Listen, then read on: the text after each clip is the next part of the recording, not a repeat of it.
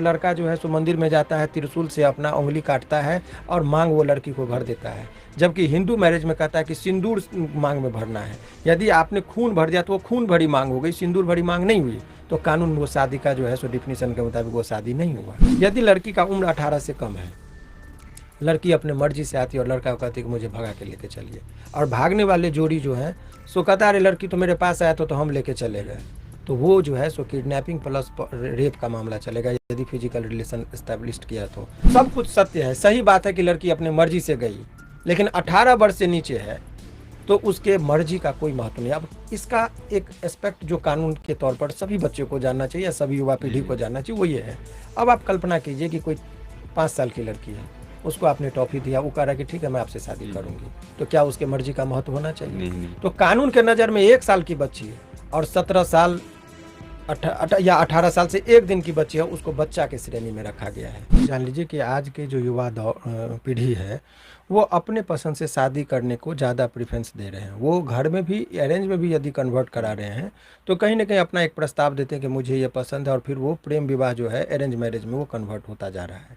अब सवाल ये है कि यदि अधिकतर लड़के और लड़कियां का जो केस आ रहा है वो उम्र से पहले शादी करना चाह रहे हैं। एक इशू ये उठता है कि उम्र से पहले, यदि उम्र का मतलब कि लड़की का उम्र 18 वर्ष एटलीस्ट होना चाहिए और लड़के का उम्र 21 वर्ष होना चाहिए विधिवत शादी, जो हिंदू मैरिज एक्ट के मुताबिक जो है सो सेक्शन 5 है, जिसमें ये बताया गया है कि आपको शादी के लिए क्या क्या आपको रीति रिवाज को फॉलो करना है, क्या क्या चीज़ है। स्पेशल मैरिज एक्ट में भी बहुत लोग करना चाह रहे हैं। तो शादी यदि लड़का और लड़की दोनों वयस्क हैं तो शादी अपने से मर्जी से करने का उनको पूरी तरीके से अधिकार है। अब उसमें शादी करने का 2 तरीका है। एक तरीका है कि आप कोर्ट मैरिज, जिसको टर्म बोलते हैं, वो court marriage basically court marriage नहीं, उसको रजिस्टर्ड मैरिज बोला जाता है। वो रजिस्ट्रार ऑफिस में होता है। बहुत लोग क्या करते हैं, इसकी टेक्निकलिटी को नहीं समझते। किसी अधिवक्ता से उन्होंने एडवोकेट से बात किया और एफिडेविट पर वो कोर्ट से ही वो दे देते हैं, और ये इस गलत फहमी कि मेरी शादी हो गई, जबकि वो फर्जी शादी है। जी।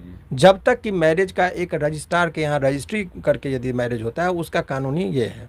और affidavit marriage is no marriage, number of judgment supreme court ने कहा। तो एक तो चीज़ ये है, यदि वो लड़का और लड़की दोनों वयस्क हैं तो अपने मर्जी से उनको रजिस्ट्रार के यहाँ एक आवेदन देना होता है। 30 दिन का उनको वक्त दिया जाता है। उसके बाद उनकी शादी रजिस्ट्रार के यहाँ होती है और वो उनको लाइसेंस दे देता है कि आप, एक सर्टिफिकेट देता है कि अब आपके विधिवत शादी हो गई। एक तो ये है। दूसरा है कि लोग विधिवत शादी कर ले। विधिवत का बार बार मैं जिक्र कर रहा हूँ तो ये नहीं कि मंदिर में एक जगह मैंने देखा कि हमारा जो हिंदू मैरिज एक्ट है वो कहता है कि रीति रिवाज को फॉलो करते हुए जो शादी होगा उसी शादी की मान्यता है।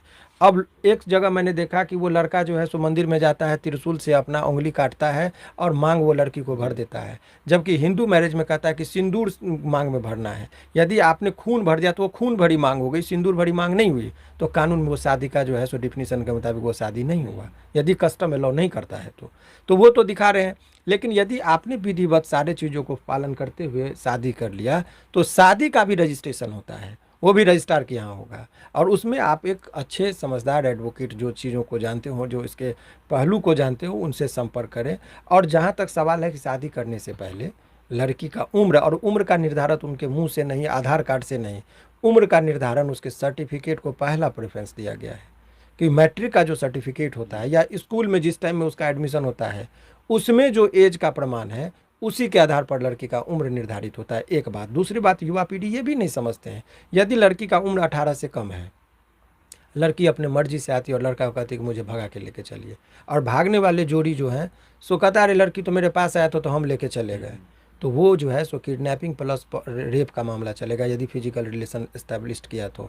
भले ही लड़की मर्जी से आई हो, लेकिन 18 वर्ष से नीचे है तो उसके मर्जी का कोई महत्व नहीं। मर्जी से गई लेकिन 18 वर्ष से नीचे है तो उसके मर्जी का कोई महत्व नहीं। अब इसका एक एस्पेक्ट जो कानून के तौर पर सभी बच्चों को जानना चाहिए या सभी युवा पीढ़ी को जानना चाहिए वो ये है।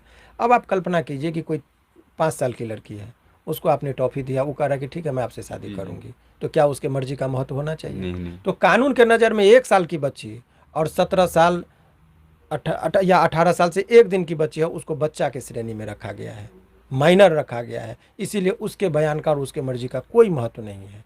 तो ख्याल ये रहे कि लड़की 18 वर्ष की है तो आप एक आवेदन देंगे, और लड़का का भी एज है, कैपेबल है, तो वो शादी करके रह सकता है, इसमें कहीं कोई अड़चन नहीं। कर लेने के बाद वयस्क यदि वो है तो मैरिटल स्टेटस उनको मिलता है, और वो वैध शादी कहलाती है, और वैध शादी से जो उत्पन्न संतान होगा वो भी वैध कहलाएगा, जायज संतान जी जिसको जी। कहते हैं। और पैतृक संपत्ति जितनी होगी, जैसे खानदानी संपत्ति, उसमें उसका अधिकार होगा। परंतु सेल्फ एक्वायर्ड में यदि किसी का फादर है, शादी कर लिया, बेटा से नाराज है, और उसकी खुद की अर्जित संपत्ति, तो चाहे वो तो अपनी संपत्ति से बेदखल करेगा। यदि खुद की अर्ज, मेरी, मैंने मान ली 1 कट्ठा मेरे नाम से ज़मीन है, और मेरे बच्चे मेरे विरुद्ध, इच्छा के विरुद्ध शादी कर लिया, तो मैं लिख दूंगा कि ये आज से ये संपत्ति से मैं इनको बेदखल करता हूँ, और ये संपत्ति मैं किसी मंदिर को देता हूँ, तो कोई नहीं रोक सकता है। तो ये सब चीज़ है। लेकिन यदि विधिवत आपकी शादी है, और का बच्चा है तो, और उस परिस्थिति में यदि खानदानी दादा के नाम से संपत्ति है, तो उसमें कोई नहीं आपको हटा सकता है।